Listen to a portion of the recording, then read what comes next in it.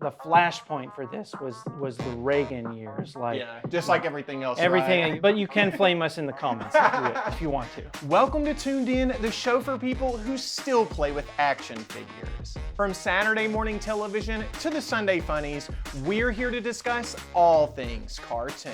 I'm your host ZeeDubyah, and today I'm joined by Luke from the Mutagen Men Podcast. So sit back, relax, and grab your favorite snack. It's time to tune in and chill out. Okay, so I'm here with Luke today from the Mutagen Men Podcast, and why don't you introduce yourself, Luke, for us? Well, hey guys, I'm Luke, and I am a co-host of the Mutagen Men Podcast. So Luke and I met through mutual friends. I followed him on Instagram, and I thought that we have a lot of crossover between toys and cartoons.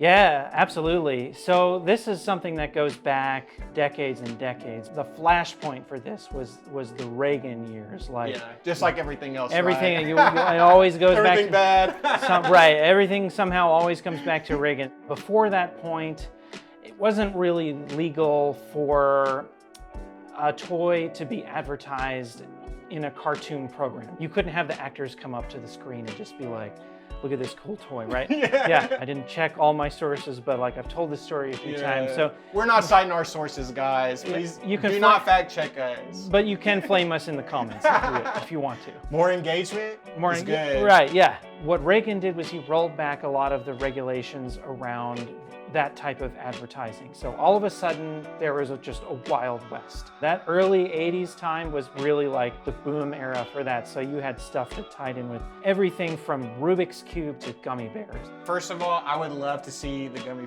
Bear cartoon. Oh, you gotta watch the Gummy Bear cartoon because the intro like slaps, man. Everyone watching this right now, if they're of a certain age, they're singing that song to themselves. We'll put it in. We'll put it in there.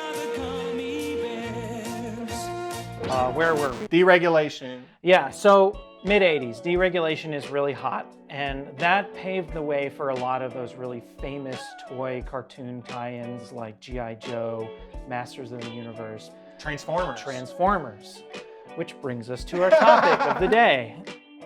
Before we get back into the content, don't forget to subscribe to my channel and ring the bell. If you consider yourself to be a cartoon connoisseur, you are not going to miss what I have in store for you. You can follow us on Twitter and Instagram at Mutagen Men Pod, and you can find my podcasts on all the regular podcast apps.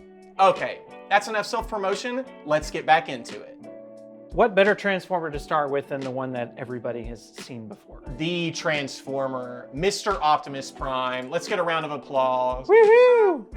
So this is the original Optimus Prime toy. Actually, it's a re-release, so it was printed not too long ago, but it's essentially identical to the original one. When you include little pieces in a toy for children, you're basically begging for those pieces to be lost. Yeah, like, absolutely. If I was a kid and I had this, those fists would not exist. No, and 100% of the Optimus Prime toys that I encountered as a kid at yard sales and flea markets, they were missing the no fists. hands. So Optimus Prime, you can see by looking at him that he's pretty detailed. He's got a lot of little mechanical bits. He's got stickers on his arms that show reflective details. In the original Transformers cartoon show, you'll notice quite a lot of differences. And the reason for this is because of the necessitation of detail in a cartoon show, right? This kind of stuff takes a lot of time, and this is all done frame by frame at this point, Yeah. right? This is in the 80s. Absolutely, and a lot of the Transformers cartoon was animated overseas, and all of it actually is. You can see the big difference between these, and I'm going to show you another Optimus Prime now. This is a much more recent design, and this one is intended to reflect the animation model accurately, as accurately as possible. So this toy essentially turns inside out in order to transform him. And you think, like, why would they put so much effort into an Optimus Prime that just has to turn into a truck? When we get to be adults, we're like, man, I really want an Optimus Prime to look like the one that was on the cartoon. Yeah. This one is really crazy, honestly. Oh yeah, it's amazing. And he's even got some, let's see, where's the button at? Oh, he's got voice He can talk, lines. yeah. Thanks so much for watching this video, and thank you, Luke, for joining us today. Man, thanks for having me on. If you ever want to talk about other toys, bring me back. I've got a billion factoids that nobody wants to hear.